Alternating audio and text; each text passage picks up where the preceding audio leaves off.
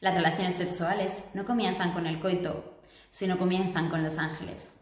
Esta es una frase con la que terminé un vídeo que publiqué en Instagram que hablaba sobre la sexualidad en el psicoanálisis. Hoy vamos a ampliar este tema, ya que en su día fue tratado como un tema tabú y hasta censurado.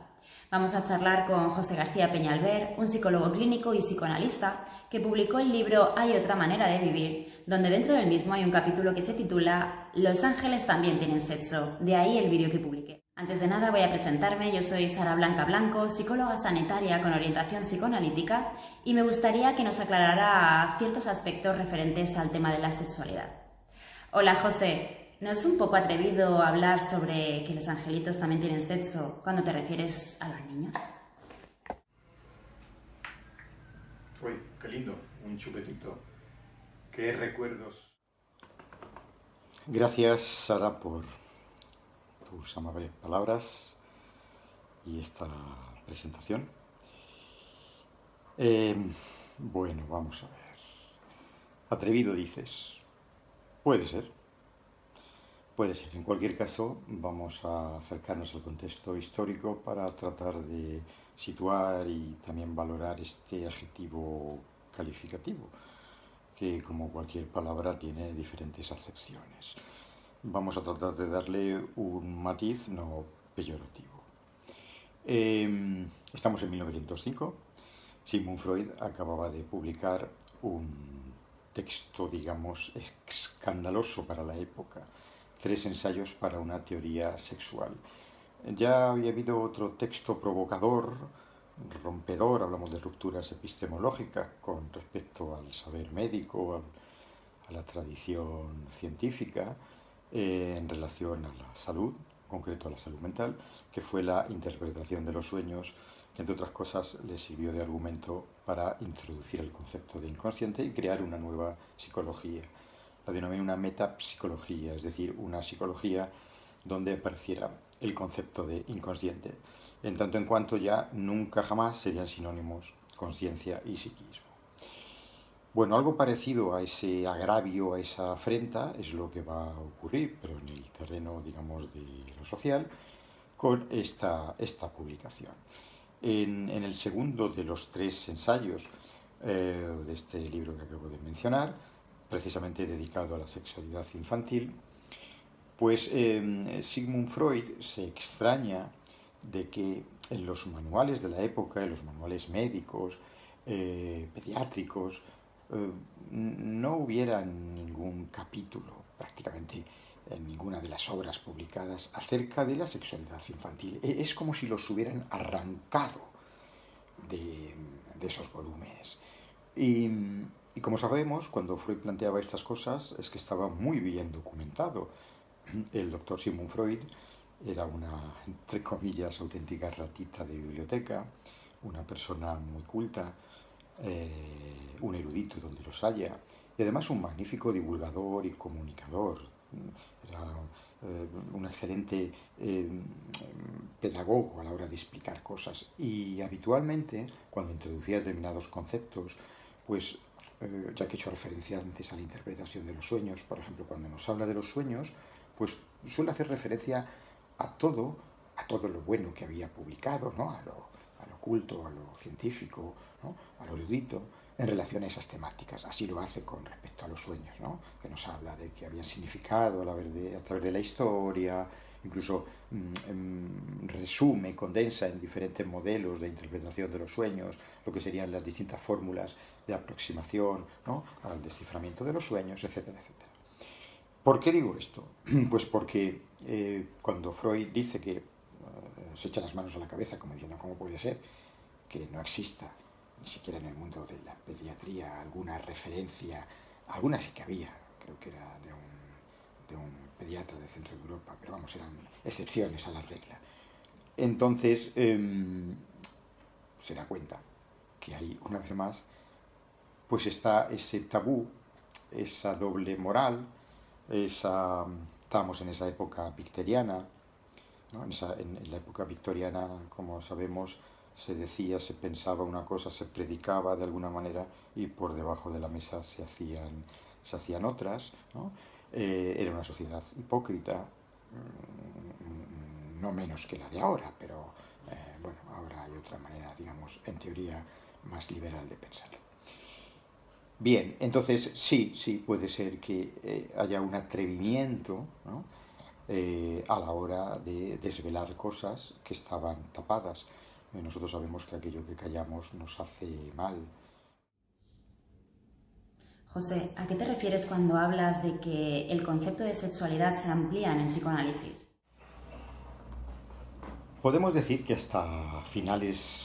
prácticamente hasta finales del siglo XIX, había una concepción científica, biologicista, que consideraba, esto que voy a decir es un prejuicio, por tanto lo voy a poner entre comillas, un supuesto instinto sexual, digamos, normal. ¿Por qué? Porque era una producción que partía de la cópula entre macho y hembra y estaba destinada a la procreación. Por tanto, una presunción es que no había sexualidad hasta el despertar, la maduración de las gónadas, de los órganos sexuales masculinos y femeninos. Por consiguiente, no podíamos hablar de sexualidad infantil porque la sexualidad aparecía, según ese supuesto, en la adolescencia. El psicoanálisis va a descubrir que hay sexualidad infantil, porque antes he comentado que ese capítulo de la sexualidad infantil prácticamente estaba arrancado de todos los manuales, digamos, científicos, médicos de la época, pero es verdad que cuando se los trataba de alguna forma, con algún enfoque degenerativo. El psicoanálisis va a hablar de una sexualidad normal, anterior a la pubertad, por tanto es una sexualidad que aparece en la infancia, esto por un lado, y por otro, y esto ya es más genuinamente de nuestro campo, va a haber una sexualidad en el síntoma. Esto nos llevaría un tiempecito poder desarrollarlo, lo haremos, de alguna forma ya lo venimos haciendo cuando tratemos del síntoma como formación del inconsciente, pero para decir alguna cosa al respecto, diría que en la neurosis, que es como comienza el psicoanálisis, en concreto más específicamente en la histeria, pues más allá de que el cuerpo hablaba y en su expresión simbólica daba cuenta de un conflicto psíquico a nivel interno, por lo tanto inconsciente, ahí había un placer no consciente, algo así como una cuestión sexual. Evidentemente, a nivel del dolor, a nivel de la conciencia, a nivel de la percepción del ego, se vive pues eso como dolor, como drama, como sufrimiento, como malestar. Entonces, estas dos cuestiones ya serían, creo que, suficientemente ilustrativas, ¿no?, para dar cuenta de que el concepto de sexualidad tenemos que ampliarlo y además tenemos que modernizar nuestra mente. Y si antes he establecido una desigualdad con la aparición del concepto de inconsciente, diciendo que, por poner una fecha ilustrativa, que a partir de 1900, que a partir de la publicación de la interpretación de los sueños, el psiquismo ya nunca jamás será sinónimo de conciencia, pues poquito tiempo después volvemos a establecer otra premisa amparada, si queréis gráficamente, en una nueva desigualdad, y es que a partir de entonces, hoy en día, sexualidad tampoco es sinónimo de genitalidad. Tal vez a muchas personas les parezca raro que no recuerden nada de esas etapas donde empezamos a tener esa agitación sexual tan marcada.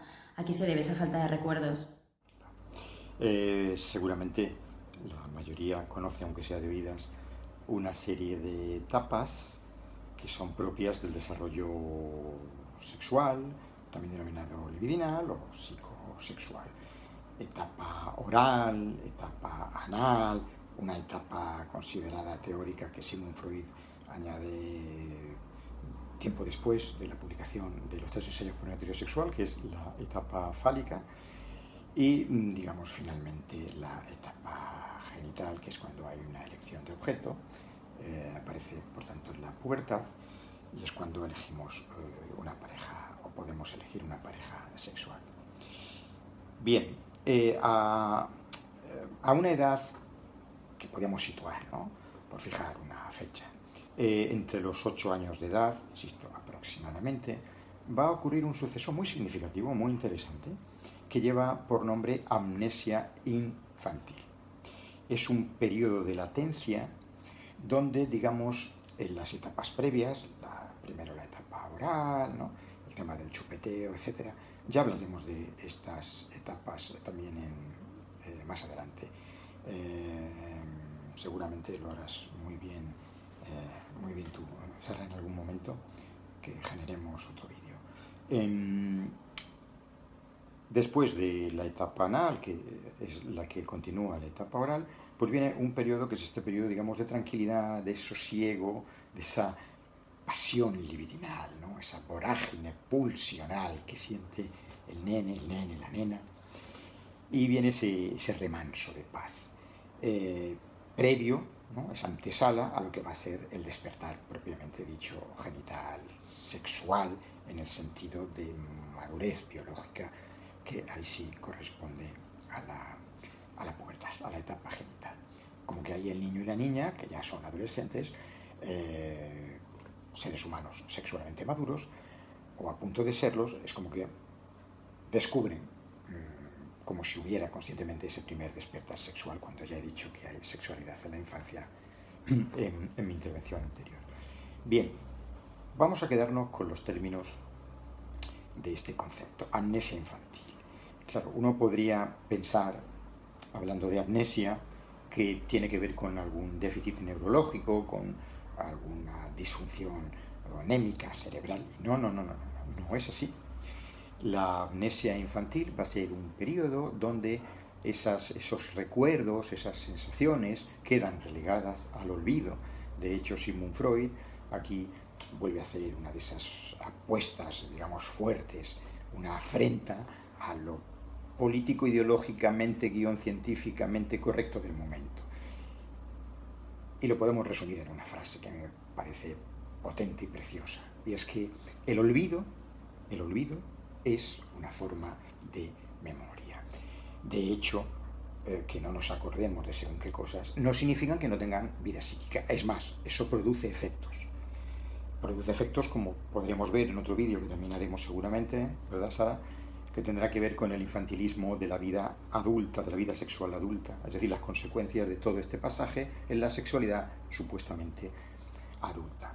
Entonces, que quede claro, este es un periodo fundamental, un periodo de latencia, es un lago tranquilo dentro de lo previo de la excitación libidinal propia del ser humano, donde no nos acordamos de la mayoría de las cosas. De hecho, en la clínica psicoanalítica, cuando las personas están psicoanalizando, a menudo va a haber una rememoración de recuerdos que estaban censurados.